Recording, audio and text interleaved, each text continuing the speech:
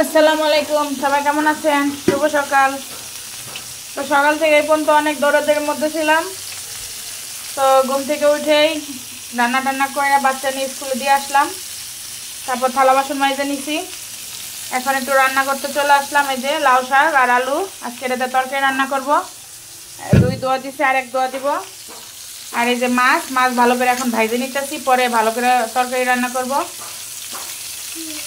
আর অবশ্যই মাছ ভাজার আগে কিন্তু হলুদ লবণ মাখিয়ে নিছি। তো আমার কড়াই গরম হয়ে গেছে, তেল দিয়ে দেই। আর এটা সয়াবিন তেল। এবার এই সয়াবিন তেল শেষ হয়ে গেলে সরিষার তেল কিনে আনবো, সয়াবিন আর খাবো না। ঠান্ডা লেগে যাইতেছে সকাল সকাল উঠতে উঠতে। তো এই যে এখানে আছে কাঁচামরিচ ফালি, পেঁয়াজ কুচি, আর আছে জিরা রসুন বাটা। তো আমি প্রথমে পেঁয়াজ দিয়ে দিই।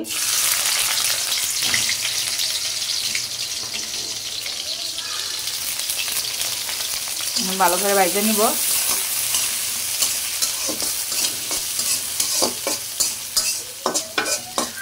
তো পেঁয়াজটা ভাজা হোক ভালো করে। তো দেখেন আমার পেঁয়াজ কিন্তু ভালো করে ভাজা হয়ে গেছে। এখন আমি দিয়ে দিব রসুন বাটা, দিব জিরা বাটা।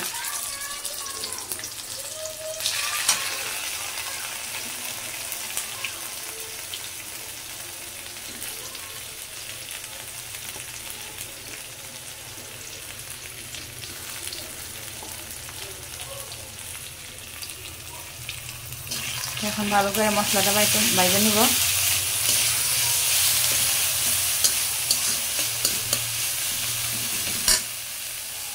তো আপনারা তো জানেনই আমরা কিন্তু নতুন বাসায় উঠেছি। পানি দিয়ে দিলাম, মশলাটা ভাজাও। নতুন বাসাটা কিন্তু সব দিক থেকেই ভালো, কিন্তু এখন সবার মুখে শুনতেছে বাসায় নাকি আমি যে ফ্ল্যাটে উঠছি এই ফ্ল্যাটে একবার চুরি হয়েছে। আর প্রায় নিচটা একদমই ফাঁকা, গ্যারেজটা সিকিউরিটি ব্যবস্থা নাই। তো প্রায় জুতা চুরি হয়। কারণ প্রথমে জুতার বক্স কিন্তু বাইরে রাখছিলাম, পরে আবার ঘরে নিয়ে আসছি। এখন হলুদ লবণ দিয়ে দিই, তাই একটু টেনশনে আছি। যাক আল্লাহ ভরসা, টেনশন করলে তো হবে না, যা হবার তা হবে। তো লবণ দিয়ে দিলাম। আর আমি না সবসময় লবণ শাকে কখনোই মিল মতো দিতে পারি না, হয় বেশি হয়ে যায় নাহলে কম হয়ে যায়। জানি না আজকে কি হবে। তো আন্নাসমণিতে স্কুলে, আর রাত্রে একদম আসিয়ামনের অবস্থা খুব খারাপ হয়ে গেছিল। ঠান্ডা লাগলে নিঃশ্বাস নিতে অনেকটা কষ্ট হয়। তো ওই কথা বলতে কিন্তু হলুদ দিয়ে দিলাম, লবণও দিয়ে দিছি। এখন কিছু কাঁচামরিচ দিয়ে দিব, শুকনা মরিচ দিব না আজকে। এখন ভালো করে মশলাটা ভাজা নিব। এদিকে আমার মশলা কিন্তু প্রায় ভাজা ভাজা হয়ে যাইতেছে। আর এদিকে দেখেন আমি কিন্তু এই যে শাক সুন্দর করে কাইটে ধুয়ে নিছি। আর নতুন আলুতে কিন্তু অনেক পরিমাণ বালু থাকে, তো আপনারা বেশি করে ধুয়ে নেবেন। আর শাক সবসময় 3 দোয়া দেওয়ার চেষ্টা করবেন। আমি তো শাক 3 দোয়া দিছি। তো এদিক দিয়ে আমার এই যে মশলা প্রায় ভাজা হয়ে গেছে, পানি উঠে আসতেছে। এখন আমি শাক ডাইলে দিব। এখন শাক দিয়ে দিই। শাকসবজি খাইতে আমার খুব ভালো লাগে, কিন্তু আমার বাচ্চারা খাইতে চায় না। আর যেহেতু ওর বাবা বাসায় থাকে না, তো একটা জিনিস রান্না করলে আমার একাই লাস্টে খাওয়া লাগে, এই জন্য আমার বিরক্ত লাগে খুব। তো আজকে আবার মাছ দিয়ে তরকারি রান্তাছি, দেখি কে খায় আর কি করে। এখন ভালো করে নাড়াচাড়া করে মিলিয়ে নিব, দিয়ে ঢাকা দিয়ে থাকবো।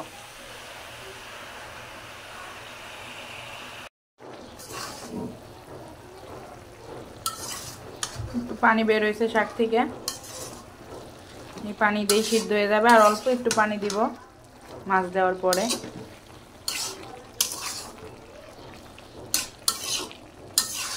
কালারটা তো কিন্তু সুন্দর আসছে। এখন জানি না খাইতে কেমন হবে, লবণ টবণ কি অবস্থা।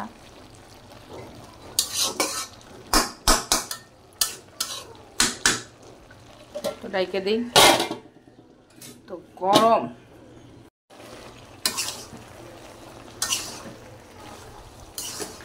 দেখতে দেখতে কিন্তু আমার কষানো প্রায় হয়ে গেছে শাক। এই যে আলু প্রায় সেদ্ধ হয়ে গেছে।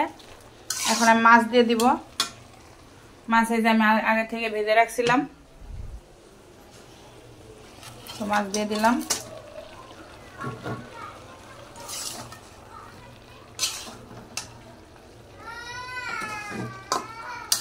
এখন জাস্ট একটু পানি দিয়ে দিব জলের।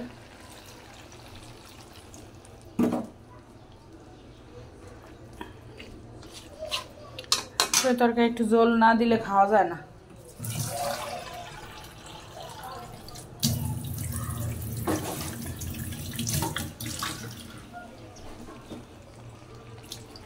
ব্যাস, এখন এই পানিটুক টানবে, প্লাস শাক সিদ্ধ হবে, তারপর চাল দিয়ে দিব। আর আজকে আছে বেগুন ভর্তার সাথে, তো ঠিক আছে। তো কথা বলতে বলতে কিন্তু আমার রান্না শেষ। দেখো এখন তরকারি নামিয়ে ফেলবো আর চাল ধুয়ে দিব।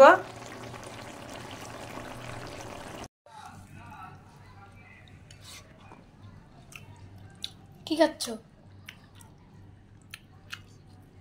মাছ তরকারি ভালো আছে। ভাত।